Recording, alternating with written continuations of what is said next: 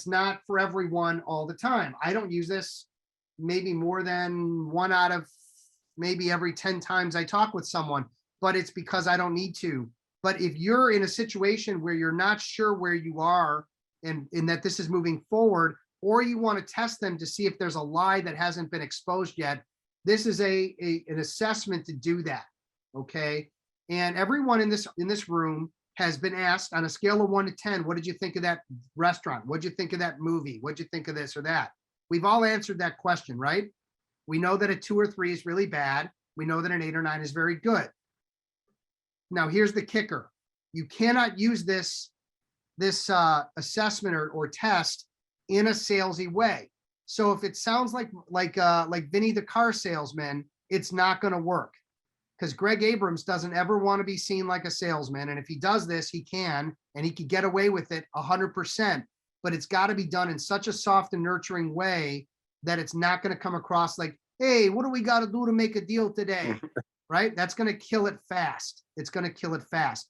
Also, you have to remember not to compartmentalize these questions. This is only happening after you followed sales-free selling all the way through.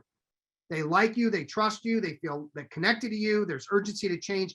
Everything has been qualified before you get to this point. Now, I'm going to role play this with someone.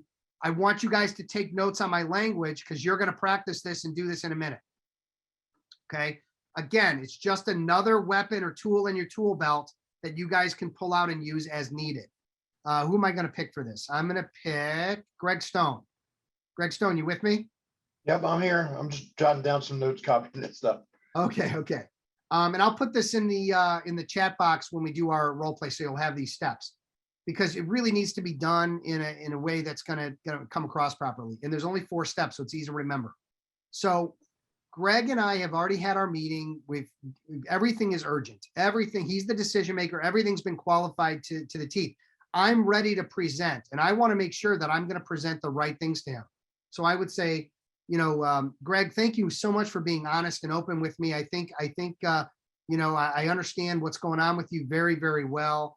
And I just have one more question, because what I want to do is I want to really understand, how to approach what we're going to do next. So let me just ask you this: on a scale of 1 to 10, 10 being you're very interested and excited to take a next step with me and continue this conversation, and a 1 is, Steve, this isn't for me. Everything we've talked about so far doesn't really matter. I'm going to move my own way. Where would you say you fall somewhere on that line between 1 and 10? Well, I think I'm 1 to 10. No. Give me like a 7. Okay. God,